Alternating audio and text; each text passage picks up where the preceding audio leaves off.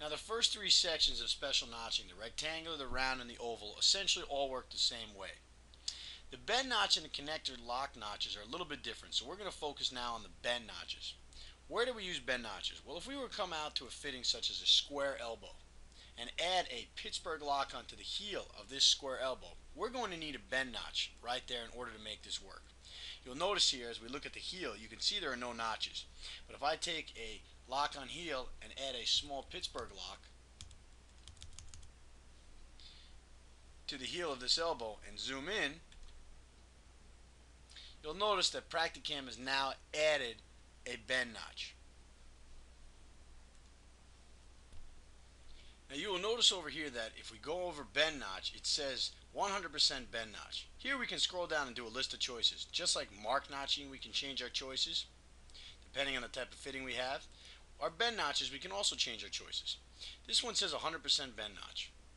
If we exit out and go over to special notches, back to our bend notch section, we can see what this looks like designed.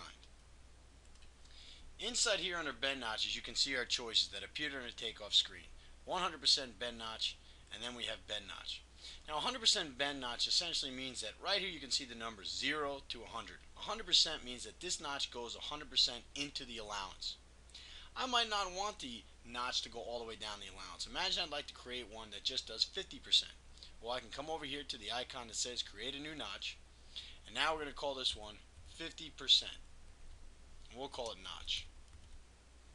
Now in this one, what we're going to do is we're going to redesign this notch so that it goes 50% down the allowance. I'll use my eraser tool and then pick up my line by line, and we'll say that this notch goes down to 50%. You can see my line right here. If I save this and now go back to my takeoff screen and now look at my choices for bend notch, you will see here that we now have 50% notch added, whereas bend notch in the flat goes all the way to the allowance. You can see it right here as it goes to the edge. We'll zoom in for you so that you can get a better look. But you can see 100% bend notch goes all the way right into the edge of the allowance, or the end of the allowance, 100%.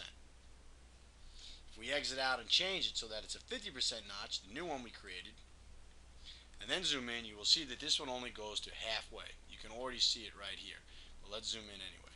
This one goes exactly to half, or 50% of the total allowance. This is how we can adjust our bend notches.